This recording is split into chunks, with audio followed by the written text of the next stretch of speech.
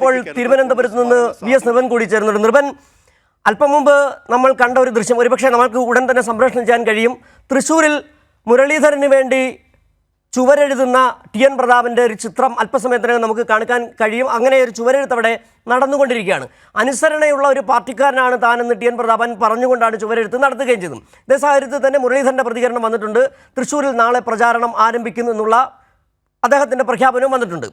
നിലവിൽ നേരത്തെ ഒരു ചൊല്ലുണ്ട്, പണ്ടേ ദുർബല പോരെങ്കിൽ ഗർഭിണി എന്നുള്ളൊരു ചൊല്ല് അനർത്ഥമാക്കുന്നത് പോലെ കോൺഗ്രസിൻ്റെ അവസ്ഥ. കോൺഗ്രസിൻ്റെ കനകോലുവിൻ്റെ റിപ്പോർട്ട് തന്നെ 15 സിറ്റിംഗ് MPമാരുടെ അവസ്ഥ പരിതാപകരമാണ്, അവർ തോൽക്കും, അവരെ മാറ്റി പരീക്ഷിക്കേണ്ടതുണ്ടെന്നാണ് കനകേലു റിപ്പോർട്ട് പറഞ്ഞത്. ഇപ്പോൾ കനകേലുവിൻ്റെ റിപ്പോർട്ട് ചവറ്റുകുട്ടയിൽ എറിയുക എന്നുള്ള നിലപാടിലാണെന്ന് തോന്നുന്നു KC വേണുഗോപാലും ഒപ്പം തന്നെ VD സതീശനും ചെന്നിത്തലയും അടക്കം ചർച്ച നടത്തിക്കൊണ്ടിരിക്കുന്നു. ഇപ്പോൾ നമ്മൾ ദൃശ്യങ്ങളിൽ കാണുന്നതാണ് മുരളീധരന് വേണ്ടി TN പ്രതാപൻ ചുവരെഴുത്ത് നടത്തുന്ന ദൃശ്യങ്ങളാണ് കണ്ടുകൊണ്ടിരിക്കുന്നത്. ഏതായാലും കോൺഗ്രസ് എന്ന് പറയുന്ന രാഷ്ട്രീയ പാർട്ടി കേരളത്തിൽ അതിൻ്റെ ഏറ്റവും വലിയ പ്രതിസന്ധി നേരിട്ടുകൊണ്ടിരിക്കുകയാണ്. കഴിഞ്ഞ തെരഞ്ഞെടുപ്പിലെ EC വാക്കോവർ, കഴിഞ്ഞ തെരഞ്ഞെടുപ്പിൽ 20 മണ്ഡലങ്ങളിൽ രാഹുൽ ഗാന്ധി മത്സരിച്ചു, വിജയം ഉറപ്പാക്കിയ ആ കോൺഗ്രസിൻ്റെ ആ ചരിത്രം ഇവിടെ അവസാനിക്കുകയാണ്. വയനാട്ടിലടക്കം മറ്റ് മണ്ഡലങ്ങളിലടക്കം വലിയ പരാജയ ഭീതി കോൺഗ്രസ് നേരിടുകയാണ്. അതിനിടയിലാണ് ഇടുത്തി പോലെ പത്മജ വേണുഗോപാൽ ഇഫക്റ്റ് വന്നു ചേർന്നിരിക്കുന്നത്. കോൺഗ്രസ് ഈ തെരഞ്ഞെടുപ്പിൽ വലിയ പരാജയത്തിലേക്ക് പോവുകയാണോ? അതുതന്നെയാണോ ഇന്നും നടക്കുന്ന ഈ സംഭവവികാസങ്ങൾ തെളിയിച്ചുകൊണ്ടിരിക്കുന്നത്? സിജു, ഇന്നലെ ഇതേ സമയത്ത് കൈരളി ന്യൂസ് കൊടുത്ത ഒരു ദൃശ്യമുണ്ട്. അതായത് കരുണാകരൻ്റെ തൃശ്ശൂരിലെ സ്മൃതി മണ്ഡപത്തിൽ നിന്ന് താൻ തെരഞ്ഞെടുപ്പ് പ്രചരണം ആരംഭിക്കുന്നു എന്ന് പറഞ്ഞ് മാധ്യമങ്ങളോട് പുഷ്പാർച്ചന നടത്തി പ്രതികരിക്കുന്ന TN പ്രതാപൻ. ഇന്ന് ഇതേ സമയത്ത് TN പ്രതാപൻ തൃശ്ശൂർ മണ്ഡലത്തിൽ K മുരളീധരൻ്റെ ചുവരെഴുത്ത് നടത്തുന്നതിൻ്റെ ദൃശ്യമാണ് ഈ സമയം കൈരളി കൊടുക്കുന്നത്. ഈ 2 ദൃശ്യങ്ങളും മതി കേരളത്തിലെ കോൺഗ്രസ് എങ്ങനെ ഏത് തരത്തിലുള്ള ആശയക്കുഴപ്പത്തിലാണ് ചെന്നുപെട്ടിരിക്കുന്നത്. അഗാധമായ ഗർത്തത്തിലേക്ക്, അഗാധമായ ആഘാതത്തിലേക്ക് കേരളത്തിലെ കോൺഗ്രസ് പോയിരിക്കുന്നു.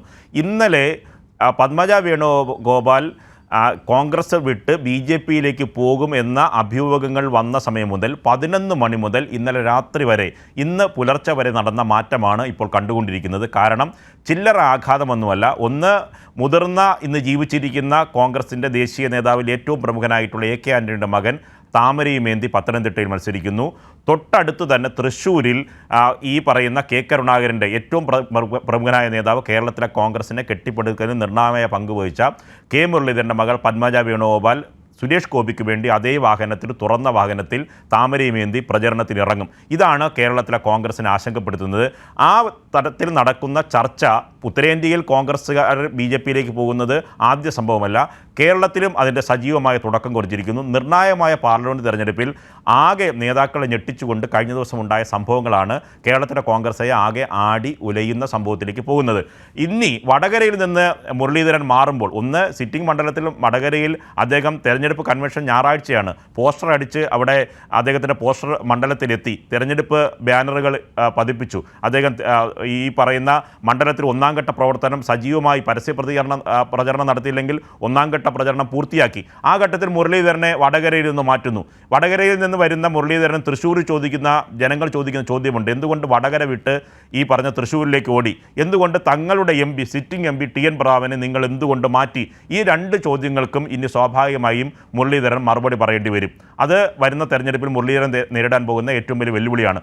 ഒപ്പം തന്നെ തൊട്ടടുത്ത് എതിർ സ്ഥാനാർത്ഥിക്ക് വേണ്ടി തുറന്ന വാഹനത്തിൽ താമരയും കൈപ്പിടിച്ച് നിൽക്കുന്നത് സ്വന്തം സഹോദരിയാണ്, കരുണാകരൻ്റെ ഒരേ ഒരു മകളായ പത്മജ വേണുഗോപാൽ. അതിനും മുരളീധരൻ മറുപടി പറയേണ്ടി വരും. അതോടൊപ്പം തന്നെ ഈ തൃശ്ശൂർ മണ്ഡലത്തിൽ അടിയുറച്ച സ്വന്തമായി വേരോട്ടമുള്ള ഒരു സ്ഥാനാർത്ഥി കൂടിയാണ് TN പ്രതാപൻ.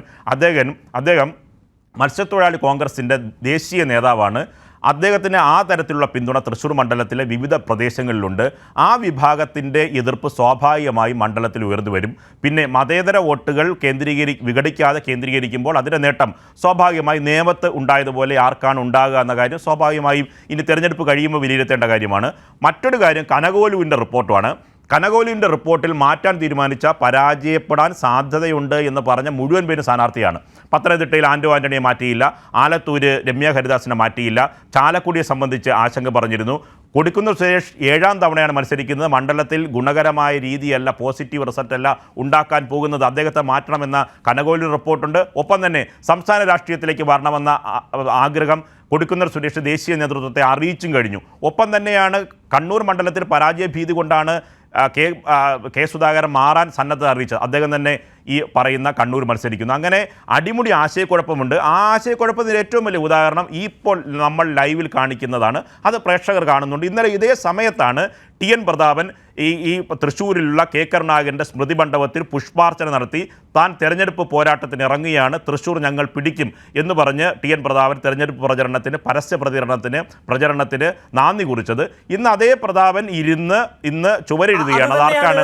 ടി.എൻ. പ്രതാപനല്ല, അത് കെ പറഞ്ഞിറങ്ങിയ പ്രതാപന് മണ്ഡലം കൂടി നഷ്ടപ്പെട്ട സാഹചര്യമാണ് ഇപ്പോൾ ഈ പത്മജ വേണുഗോപാൽ ഉണ്ടാക്കിയിരിക്കുന്നത്. അതുതന്നെയാണ് രാവിലെ പ്രതാപന്റെ വാക്കുകളിലൂടെ ആ ദേഷ്യം നമ്മൾ കാണുകയും ചെയ്തത്.